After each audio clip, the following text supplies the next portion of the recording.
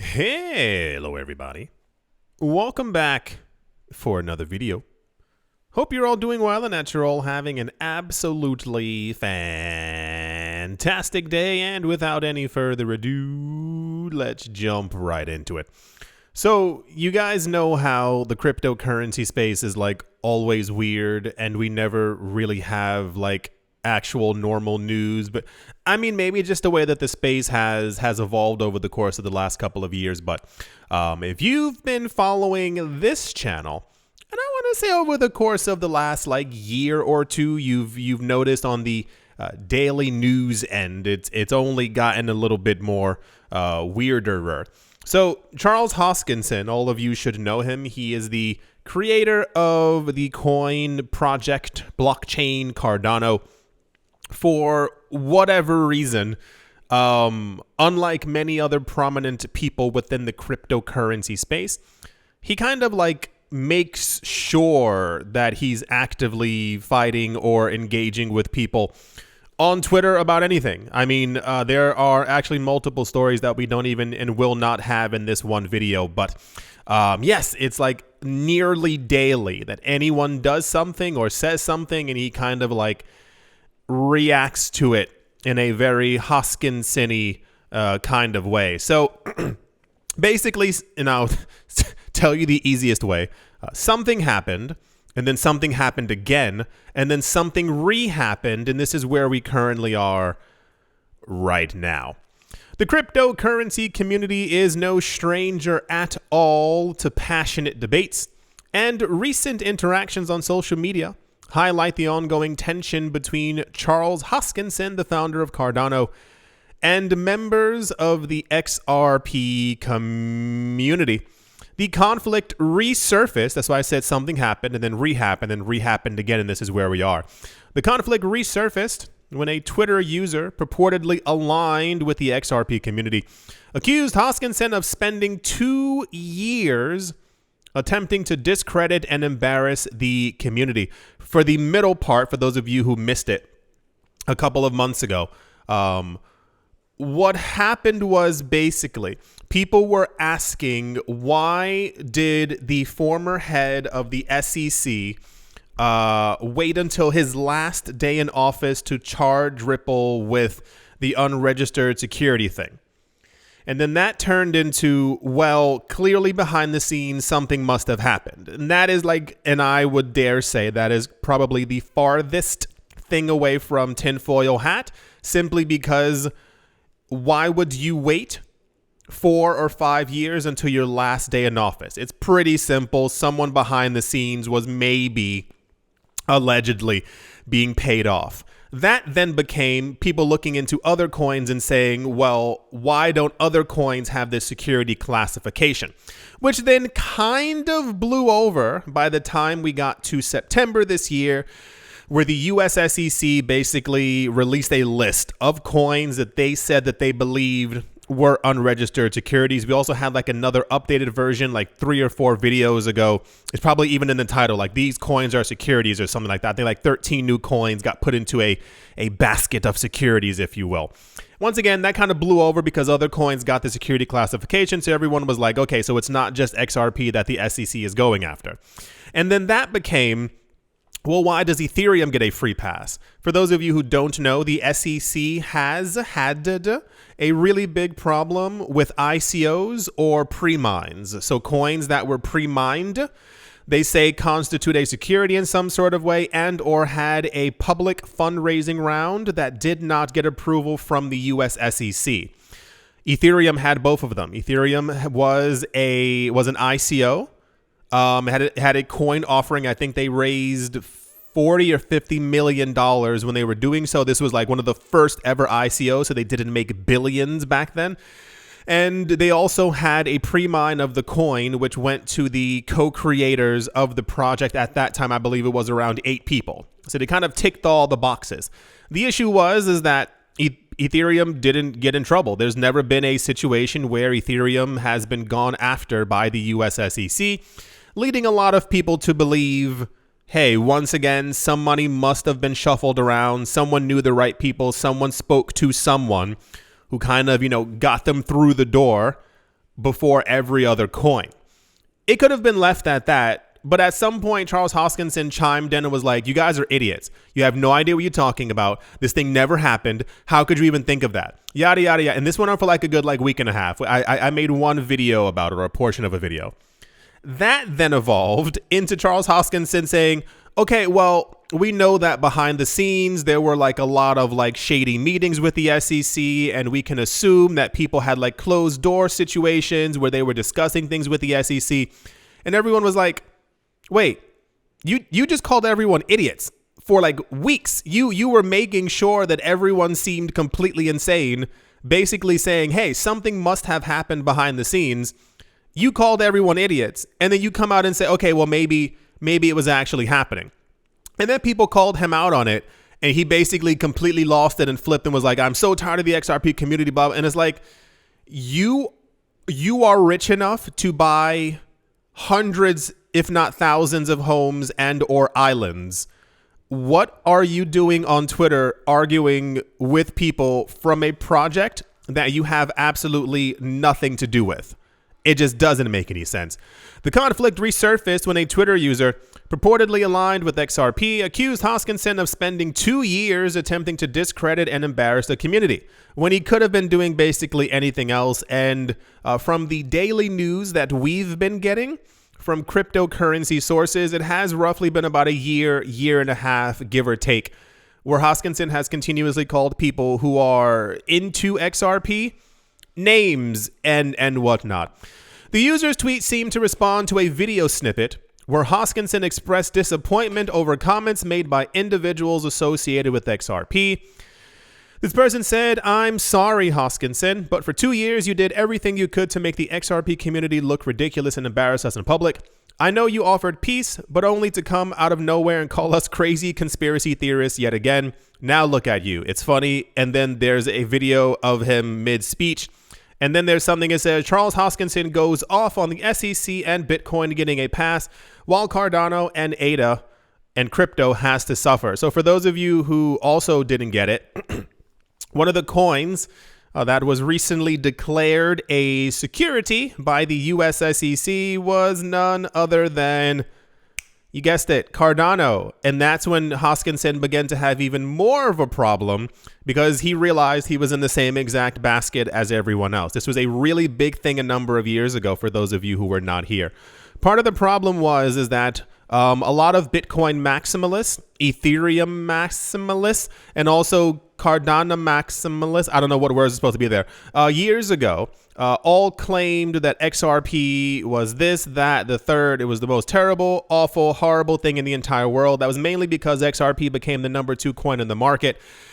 And they were probably scared of XRP becoming the number 1 coin. Don't say that you weren't scared, because I remember being there and everyone was going on these crazy tirades on Twitter and on Reddit and on the internet talking about how bad XRP was. The problem is that once the lawsuit got started against Ripple at the end of 2020, that was like confirmation. Cool, this coin is terrible. And then lo and behold, the SEC came out and was like, oh, actually, these other 100 coins are also securities. And a lot of the other people behind the scenes who also got thrown into the exact same dirty basket as XRP, they then came out in support of XRP. I'm sure some of you remember that.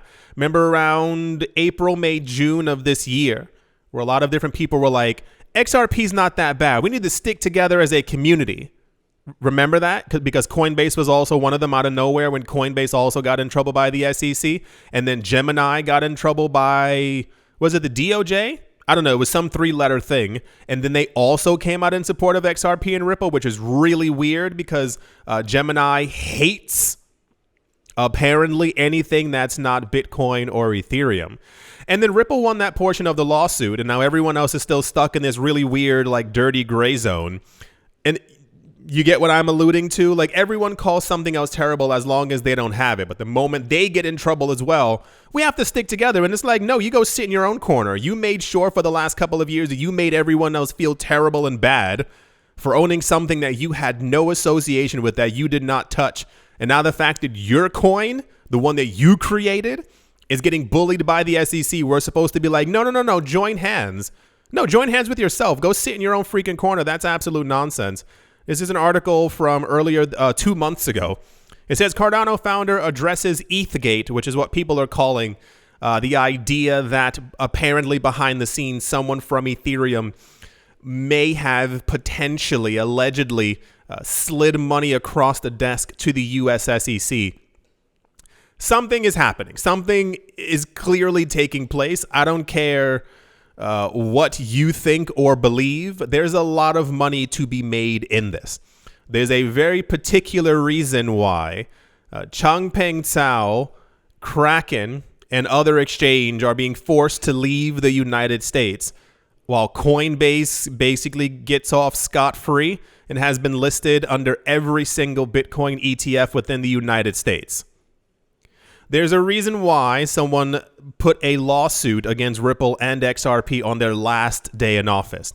There's a reason why Ethereum was an ICO and had a pre-mine. You can look it up. And yet not one person has ever mentioned that they are a security in any way, shape, or form. Also, the fact that Bitcoin, now the idea behind Bitcoin is that Bitcoin was the first. I've read up on it.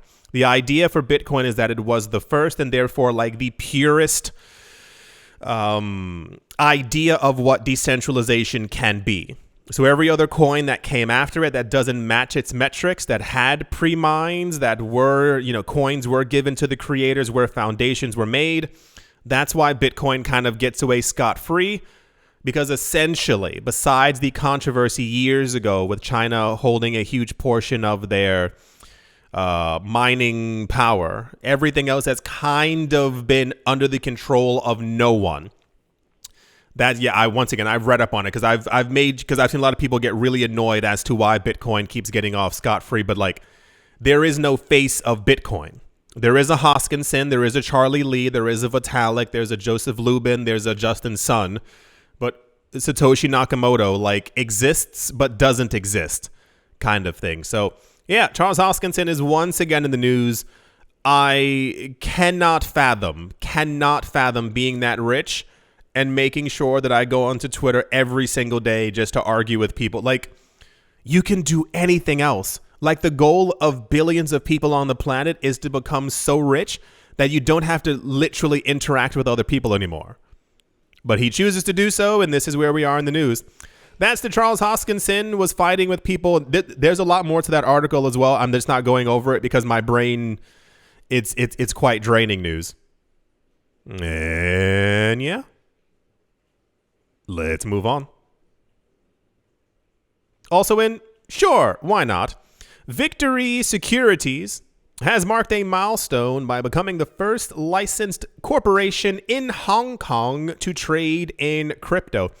The venture has received approval from the SFC, the Securities and Futures Commission, for providing virtual asset trading and advisory services to retail investors, everyday normal people. We've had news before that there are other companies who I believe are able to provide trading services within Hong Kong, who has been at the literal forefront of cryptocurrency regulation over the course of this year. But I believe that those other companies are only allowed for institutional. So very rich people who have a certain net worth and or corporations, what have you. But this is the first for retail investors, which has been expected for quite some time. I will say I did kind of assume it was going to be Coinbase or Binance who got the first approval, but Victory is, I don't know. I would assume that Victory is from Asia, and therefore they probably want an Asian company to be able to be the first in Hong Kong to be able to trade crypto for retail investors as opposed to an American company. This is how things usually work. Yep. It says, with a legacy of 50 years deeply rooted in Hong Kong, Victory Securities will serve as a momentous leader in shaping up Hong Kong's crypto industry. Mr. Chen Paiquan, executive director of Victory Securities, expressed his enthusiasm for the achievement. He stated that he's delighted to once again receive recognition from the SFC, making Victory the first in its transformative journey. Cool. Wonderful. We will probably be hearing more from other companies over the course of the next couple of weeks, especially as we get closer to the halving more and more every single day, because people are and have been putting in the paperwork for it. But the way that things tend to work out in the cryptocurrency space is that as we always get closer to a momentous occasion, something big, the halving, more and more good news will pop up. And of course, everyone is trying to make sure that they have the paperwork and are active and are legal within different countries before the trading volume really picks up. It's not that far away now. It's literally just, I mean, if you look at it from like a weekly standpoint, it's only weeks away for the Bitcoin halving. But yeah, it'll be here before we know it. That's the Victory Securities news. It's an interesting company name. Okay. Let's move on. Also in the news, as investors continue to await approval for multiple spot Bitcoin exchange traded funds within the United States, a check in Brazil finds hefty demand for such vehicles, which have been trading in the country for more than 2 years. For those of you who missed it, Brazil and every other place around the world, as I've mentioned before, who wanted a spot Bitcoin or cryptocurrency ETF, they got it nearly instantaneously. There was no decade-long fight with the SEC in their country. They kind of put in paperwork. It got let through, so everyone else has one, at least at the moment, except for the US. Brazil has also been a very, very big advocate of cryptocurrencies. There are, I believe, 2 cities. I want to say Sao Paulo and I think also Rio. That their local government is also actively accumulating Bitcoin. And I think it's 0.5% or 1% of their country's treasury per year. And they allocate that also into Bitcoin. We also had like Bitcoin mining news from Brazil because they have all the sun and therefore they have like more energy efficient ways of being able to mine. And now we're also getting an update, which we haven't gotten in a while, for their Bitcoin ETFs that they have within their country. It says together, those ETFs have $96 million in assets under management as of the 21st of November, led by Hashdex's NASDAQ Bitcoin reference price, FDI-BIT. That is one letter away from something. BITH11, with $57 million as of the 21st of November, or a market share of about 60%. Comparison, the largest ETF in the nation, iShares. Oh, these names are way too long. iShares Abaloba, IBOVESPA index BOVA11 has 2.4 million. iShares BM and FBOVESPA small cap SMAL11. Why do you have these names? Anyway, they have a lot of money in those. According to Marcelo Sampaio, CEO and founder of Hashdex, the success of Bitcoin ETFs in Brazil is the result of pro-market digital asset regulation and growing interest from large institutions for said products. He said, there is a growing positive sentiment across the most sophisticated investors. Wow, fancy. And we've been seeing increasing interest from some of the largest institutions, whether that be either allocating or considering adding crypto soon to their portfolios, end quote. Yeah, cool. There are, I think dozens, like 3 or 4 dozen Bitcoin and Ethereum ETFs across the world right now. And I'll be honest, I was expecting more ETF news from them over the course of the last couple of years, as far as like who put money in them, what they were doing, even after like a couple of months. But it's been a while since we've really had any Brazil cryptocurrency news, nonetheless like ETF news. I think some of the largest ones that we heard from maybe in summertime were the Canadian Bitcoin ETFs. I think they have 3 or 4. And the Australian ones were also very large ones as well. And we just got recent news of, I think there's 1 or 2 Bitcoin ETFs launching in Europe. I know Europe has, multiple countries, but it's meant to be, I think, a European thing, as is the upcoming XRP exchange traded product within Europe as well. Yeah, cool. Lovely to see that, the world hasn't burnt down like Gary Gensler told everyone a couple of years ago. He basically was like, yeah, if we allow Bitcoin ETFs to go through, like the market's going to collapse. And it's wonderful to see that these countries are thriving regardless of having, ETFs attached to Bitcoin within their country. That's the Bitcoin ETF news in Brazil. Fancy. And yeah, let's move on. So you know how we always have news that like I just don't get, and then it ends up being like the most popular news, even though I still don't get it. And it usually, okay, SBI Holdings, for those of you who don't know SBI Holdings, they are the largest banking consortium within Japan. They made headlines and waves in 2016, 2017 when they announced that not only were they in the cryptocurrency space, but they also were basically like lightly in love with Ripple and XRP. They opened up a cryptocurrency exchange and they were basically using XRP as their main trading pair. I think the bank also, I don't remember, they like Ripple and XRP.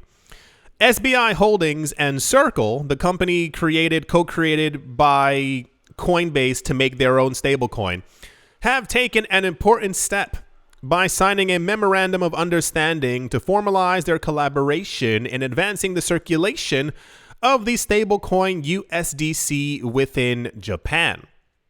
The partnership also aims to establish a solid banking relationship and promote the use of Circle's Web3 services within the country. This alliance signifies SBI's proactive approach in navigating the evolving cryptocurrency landscape. Blah, blah, blah, blah, blah, blah.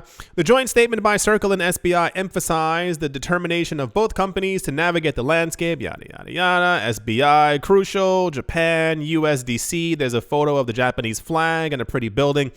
Japan's revised Payment Services Act, which came into effect on the 3rd of June, established guidelines for the issuance and circulation of stablecoins within the country. The legal framework is a compatible step towards the global shift towards the Web3 economy. And then it goes on to talk about what the partnership means and how this is strategic and how they plan on using stablecoins and high liquidity and cash equivalents and then more money going into the market. And then they talk about SBI and Ripple. And then it kind of continues. So remember how I said before, like there's always like cryptocurrency news that ends up being really popular and then I don't understand why.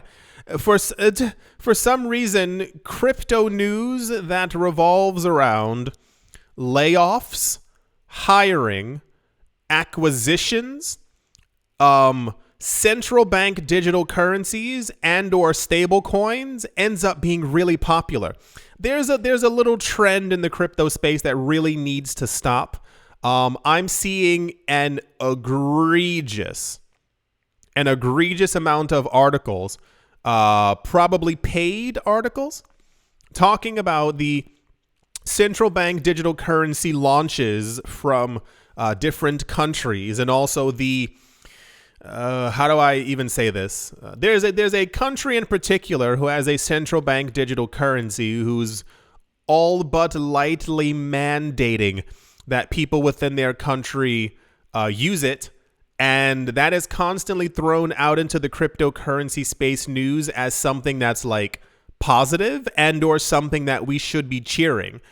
They're not, and I'll tell you why. The idea is that, oh, maybe that country is getting more comfortable with digital payments. The problem is that people don't read and often don't know history. And that country in particular actually completely passed over the decades where people were using checks and simply went from using paper cash in the early 90s directly into cards and buying things with QR codes. So they're already comfortable with digital payments. What's happening in that country is that the country wants even more control over everything that's going on. And it's not even based on blockchain. It is literally just a digitized not a word, form of payment. No, it's not good news at all, but alas.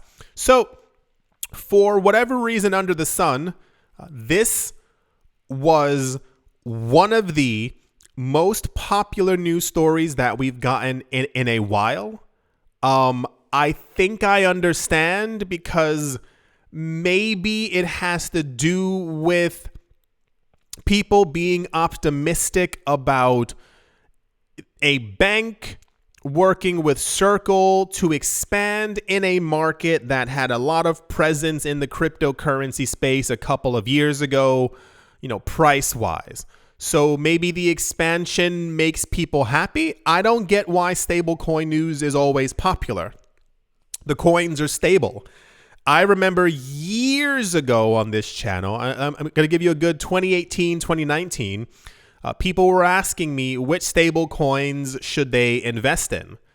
They're stable. They don't really move up or down. So is it that people don't know how to count? Is it, I really can't tell.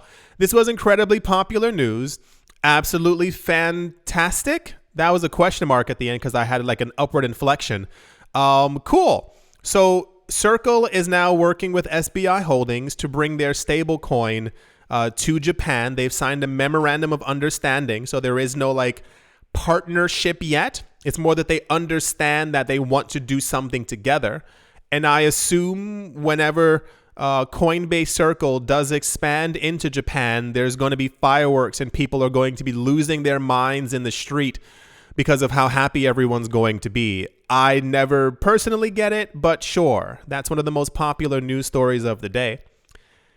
And yeah, let's move on. Tying into the Coinbase-esque news. Now, this one was good. This one made me. I chuckled, I laughed, I cried, I sat there and worried about the state of humanity because I understand that people have no idea what's going on anymore. Over the course of the last couple of days, an unconfirmed number of Coinbase users have apparently received emails from America's top crypto exchange informing them that information, sorry if you can hear the machine beeping, of course it beeps right now, informing them that information linked to their customer accounts might soon be shared with the Commodities Futures Trading Commission after Coinbase was allegedly served with a subpoena. Now, let me explain. Over the course of the last couple of years, and I'm glad for those of you who watch daily, who've been here for a while, and I will say this in a non-mean way. I just assume that if you've kept up with this channel, your brain probably works better than others.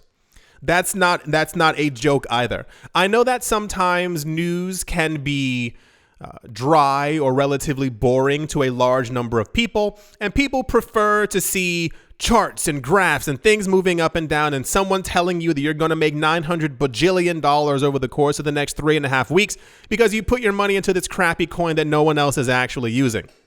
But to hear actual news and to want to be updated with actual going-ons within the world, I assume you have a higher level of intelligence. That's not a joke either.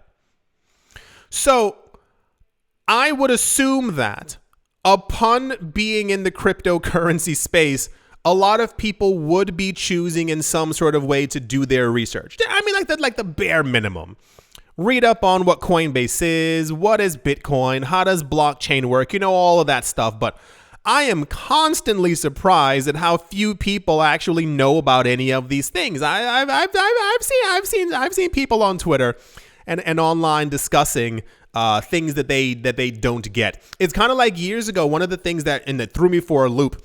Like every single time that someone's mining Bitcoin or validating a transaction, like there's like a mathematical math equation that like takes place for it to be able to happen. You solve the equation, bada bing, bada boom, you get some Bitcoin from it. In the olden days of Bitcoin, I remember seeing people being like, well, what are those math equations for? And the people were like, well, they're solving it based off of the algorithm to get Bitcoin.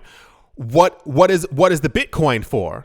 Well, Bitcoin's used as a payment thing. Well, why are they solving math equations? Because they have to solve the math equations.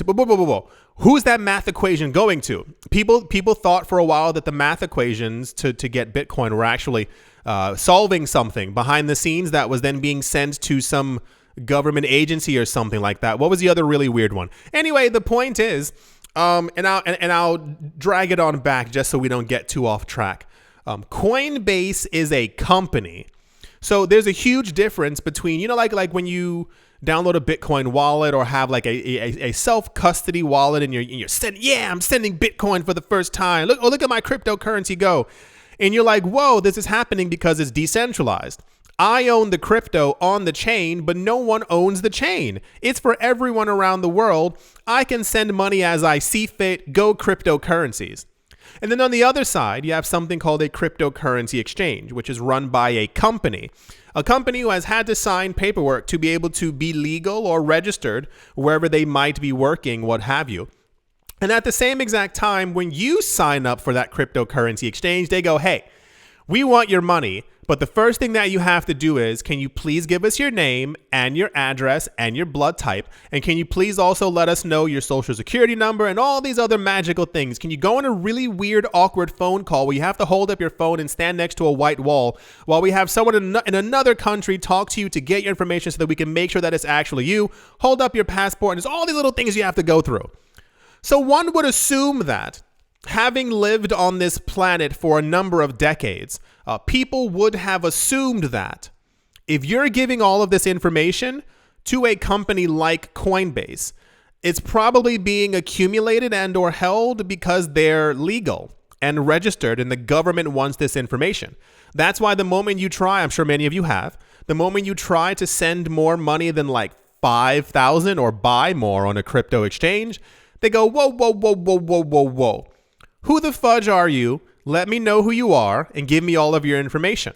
Because logically, you would assume if it's dealing with money, if it's dealing with funds, and they have your information or want your information, governments are probably also accumulating this data as well because they want to stop money laundering because we still live in the 1920s. Everyone still with me? Awesome. About 2 or 3 years ago, there was a really weird situation where the idea of taking your coins off of cryptocurrency exchanges began to ramp up. That was mainly because of the idea of, what do you call it? Not your keys, not your coins. So basically, when you put your coins onto a cryptocurrency exchange, you, in essence, don't really have control over them. The company in question has control over your keys and therefore has control over your coins. As many of you have probably tried to take your coins off of an exchange before and they go, we need more information from you or you're going to have some kind of problem, what have you. This became a really big question mark for a lot of people who didn't realize that cryptocurrency companies were companies. Because there was a crypto exchange that collapsed. It wasn't FTX, there was another one around the same exact time that FTX collapsed that basically had a clause inside of their, like when you're signing up for something, it's like, hey, read all of this, and no one reads it, and they scroll all the way to the bottom and click check, and they go, okay, cool, go for it. Like I want to buy my stuff. One of the clauses that they actually had inside there said that should the crypto exchange go belly up, should the crypto exchange collapse, fall apart, break, whatever, we would be able to keep your money, that you have on the exchange, as ours. Essentially meaning, if you have it on there and we have a problem, we can use your money. Everyone was outraged. One, I was outraged because no one actually read that stuff. I actually try to read through all those things all the time because sometimes I have clicked like no on an exchange or anywhere on a website because I'm like, no, I'd rather I'm going to go somewhere else. Or two, not realizing that a company would do that. And people end up screaming, decentralization! And it's like, that's not, a company is centralized. Governments are centralized. Twitter is centralized. These are things that are owned by companies. This is why decentralization is important, because no one owns it. It is for all of us. Like air, breathe that air. Air is essentially decentralized. No one owns it, though people are trying to own it. But it's that kind of premise. If we can do that with money, we would live in a much better society. However, people get caught in this trap of thinking that they have to use crypto exchanges, they have to use banks, but that's an entirely different discussion. The problem is that Upon receiving emails from a centralized entity like Coinbase, people are up in arms and they're really annoyed and don't understand, and they're really uncomfortable why Coinbase would do this. Coinbase is a company that has to adhere to the rules of the government, of regulators. They collect user data not only for themselves, but also should a government agency say, hey, we need some information. They don't go, oh no, I'm sorry, Bitcoin's decentralized. We would love to help you, but it wouldn't be right for our users. They go, okay, who and when and how and what dates, and they hand over that information. So a number of people received emails from Coinbase stating that their information and their accounts were probably going to be shared with the Commodities Futures Trading Commission. As you might have imagined, a lot of people were not too happy with this because they once again screamed out decentralization and saying, no, you can't do this. It's my data. Do you know how Facebook works? Do you know how Twitter works? Do you know how Google works? Do you know how all these companies actually work? If something is free, you are the product. That's how the future works. If you use a platform like Coinbase is, wink, essentially free. You have fees if you're trading, etc., etc. But besides that, like, it's a free platform for you to use. You're the product, not the other way. You're not using a product. You're using a service that is taking money from you. And this is why you keep hearing stuff from Coinbase and all these other exchanges like, we're making a new chain, we're making a new this. Hey, look at how MetaMask is integrating with Visa and MasterCard. It's all for data accumulation. They want your data because it is valuable. And at any point, if a government wants it, they're going to get it. While Coinbase has declined to publicly comment on the subpoena thus far, or what exact data it pertains to, the legal order appears to be connected to a matter concerning another crypto exchange known as Bybit, the Dubai-based company founded in 2018. A person familiar with the matter confirmed to Decrypt that Coinbase did indeed send such emails out to customers, but would not elaborate on what exact information was requested by the CFTC, or how that information pertains to Bybit, or how many customers might be impacted by the subpoena. Just a logical thing. Remember I told you in other videos the idea of dirty coins? There's no information on this. I'm simply going by logic.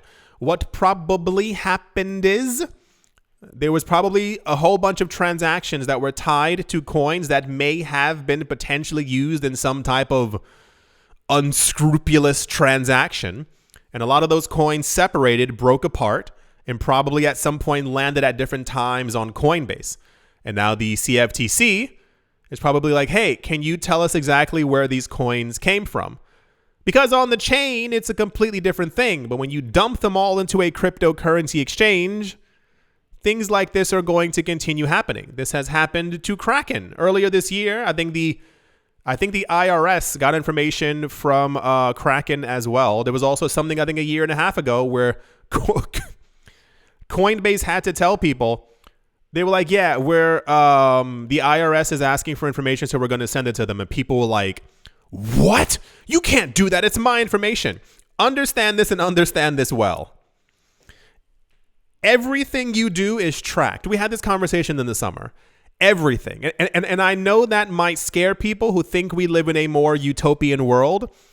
We basically live in a 1989 dystopian film at this point.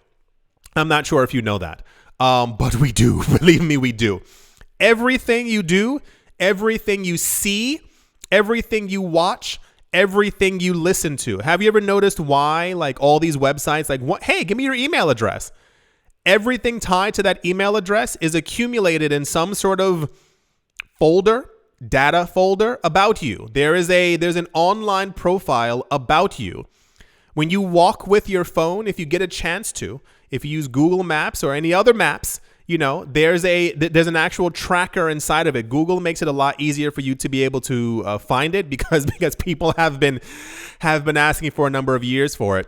But you can see over the course of a day, a week, a month, a year, you can see your movement. You can see where you literally it's a line. It shows you where you've walked and where you moved.